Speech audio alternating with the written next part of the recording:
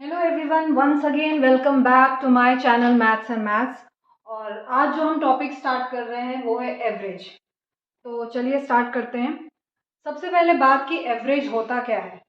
Average means the normal standard amount और quantity. कोई भी आपके पास बहुत सारे क्वांटिटीज हैं, उन सभी क्वांटिटीज का एवरेज क्या होगा, मतलब एक औसत क्या निकलेगा। फॉर एग्जाम्पल किसी क्लास के बच्चों की अगर आप हाइट देखते हैं, किसी की 3 फीट है, किसी की 3.5 है, किसी की 3.2 है, किसी की 3.4 है। सबकी हाइट्स आपको अलग अलग मिलेंगी, लेकिन एक उन सबकी एवरेज हाइट क्या होगी। मतलब हम ऐसा कैसे कह सकते हैं कि इस क्लास के बच्चों की एवरेज हाइट ये है, औसत हाइट ये है, तो उसे हम एवरेज कहते हैं। एवरेज कैलकुलेट कैसे करते हैं, जितने भी हमारे पास वो क्वांटिटीज़ हैं। फॉर एग्जांपल अभी हमने हाइट की बात की, तो उस क्लास के सभी बच्चों की हाइट्स को हम ऐड करेंगे, उसको डिवाइड करेंगे जितने नंबर ऑफ स्टूडेंट्स हैं। So how to calculate average is the arithmetic mean. Average को हम कहते हैं अर्थमेटिक मीन भी कहते हैं हम। तो average is the arithmetic mean of the given data. Data यहाँ पर क्या हो गया, जब मैं हाइट्स की क्लास के बच्चों की हाइट्स की बात कर रही हूँ तो यहाँ पर डेटा हो गया हमारा उन बच्चों की heights. For example if A1 A2 A3 up to AN, हम कोई n नंबर ऑफ क्वांटिटीज, हम जैसे एक क्लास की बात करें तो जनरली 40 स्टूडेंट्स की क्लास होती है, तो वहाँ पे n इज इक्वल टू 40 हो जाएगा। बट वैसे अगर हम जनरल लेके चलें तो A1 A2 हम वो क्वांटिटीज मान रहे हैं जिनका एवरेज हमें निकालना है, जिनका औसत हमें निकालना है। So A1 A2 A3 up to AN be any n quantities, n number of quantities हैं। जैसे जब हम क्लास की बात कर रहे हैं, एक क्लास में 40 स्टूडेंट्स हैं, तो वहाँ पे n की वैल्यू 40 हो गई। यहाँ पे हम n मान रहे हैं। The average or arithmetic mean of these n quantities will be equal to A1 plus A2 plus A3 up to AN upon n। मतलब sum of all the values, जितनी भी values हैं उन सभी का sum divided by total number of values। So ये होता है arithmetic mean या फिर average निकालने का फॉर्मूला। या फिर हम इसको ये भी लिख सकते हैं average is equal to total of all the quantities divided by number of quantities। सारी क्वांटिटी, जिन भी आपको क्वांटिटीज का एवरेज निकालना है। अभी जैसे मैंने एक क्लास में हाइट की बात की, वो कुछ और भी हो सकता है, उनका वेट हो सकता है, उनके मार्क्स, हम परसेंटेज की बात कर सकते हैं, किसी कुछ कोई भी क्वांटिटीज हैं उनका अगर हम एवरेज निकाल रहे हैं तो टोटल उन सभी का टोटल डिवाइडेड बाय कितने नंबर हैं। वो नंबर अगर एक क्लास की बात कर रहे हैं तो 40 है, कहीं अगर आप 5 स्टूडेंट्स का ग्रुप है तो वहाँ 5 हो जाएगा। तो जितनी भी नंबर ऑफ क्वांटिटीज हैं उससे हम डिवाइड कर देंगे। सो ये है average and how to calculate average. So this you can note down.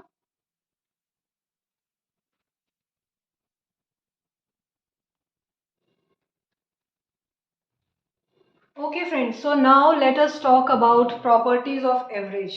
Average क्या होता है बता दिया, एवरेज कैसे फाइंड आउट करते हैं वो भी बता दिया। अब हम बात करते हैं कि इस एवरेज जो हम निकालते हैं उसकी कुछ प्रॉपर्टीज होती हैं। तो very first property is the average of any two और मोर क्वांटिटीज और data necessarily lies between the lowest and highest values of the given data। जो भी आपके पास डेटा दिया हुआ है उसकी जो हाईएस्ट वैल्यू है और जो लोएस्ट वैल्यू है उन्हीं के बीच में उसका एवरेज लाई करेगा। एवरेज की जो वैल्यू आएगी वो उस पूरे डेटा में जो हाईएस्ट वैल्यू है और जो लोएस्ट वैल्यू है उनके बीच में ही होगी। फॉर एग्जाम्पल, तो इसको हम ऐसे लिख सकते हैं, A1 इज लेस देन, ये जो मीन है हमारा A1 plus A2 plus A3 up to AN upon n, this lies between A1 and AN। AN जो है सबसे फर्स्ट क्वांटिटी थी, सबसे जो लोएस्ट वैल्यू थी, और AN इस डेटा की सबसे हाईएस्ट वैल्यू है। तो जो एवरेज की वैल्यू होगी वो A1 और AN के सेंटर में लाई करेगी। इसको हम एक एग्जाम्पल से समझते हैं। हमारे पास वैल्यूज हैं 8 9 12 13 15 एंड 9। अब इनका हमें एवरेज निकालना है, तो first we will add them. हमने ऐड कर लिया 8 plus 9 plus 12 plus 13 plus 15 plus 9, और उसको हम डिवाइड करेंगे 6। क्यों? क्योंकि n की वैल्यू यहाँ पे 6 है। नंबर ऑफ वैल्यूज क्या है, 1 2 3 4 5 6। कितनी वैल्यूज है, 6 वैल्यूज है, तो हम 6 से डिवाइड कर रहे हैं। और इन सब का सम अगर आप करोगे तो आएगा 66। 66 will be divided by 6 and that will be 11।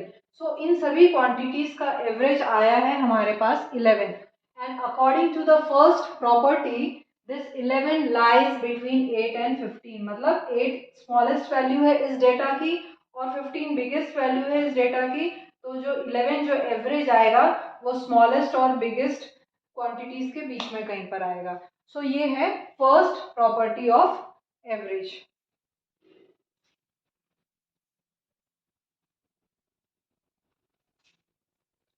Okay friends, the second property says if each quantity is increased by a certain value r, जिन भी क्वांटिटीज का आप एवरेज निकाल रहे हो, अगर उसकी हर क्वांटिटी को हम किसी पर्टिकुलर वैल्यू से इंक्रीज कर देते हैं, सपोज यहाँ पे r मान रहे हैं, अगर हम r वैल्यू से उसको इंक्रीज कर देते हैं, then the new average is increased by r।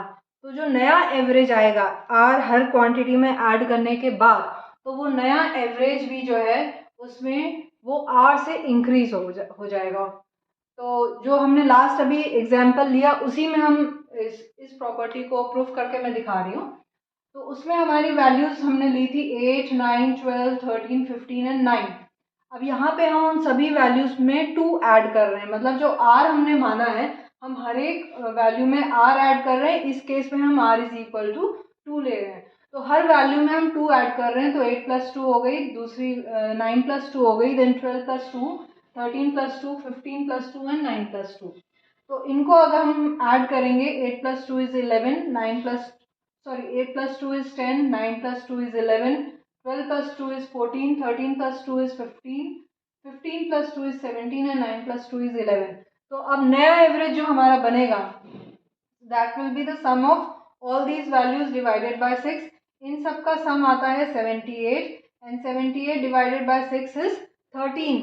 और 13 अगर आप देखो तो इन जब ये 2 ऐड करने से पहले इनका एवरेज आया था 11 और अब हमने 2 ऐड किया है तो एवरेज आ रहा है 13।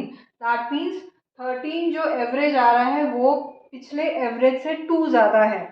तो वही ये प्रॉपर्टी यही कह रही है कि जब हम हर क्वांटिटी में कोई पर्टिकुलर वैल्यू ऐड कर देते हैं तो जब हम एवरेज निकालते हैं तो वही जो वैल्यू हमने बाकी क्वांटिटीज़ में ऐड की है एवरेज भी उतना ही बढ़ जाता है, इंक्रीज हो जाता है। So 13 is greater than 11 by 2। So this is what the second property of average says. I hope आपको समझ आया होगा।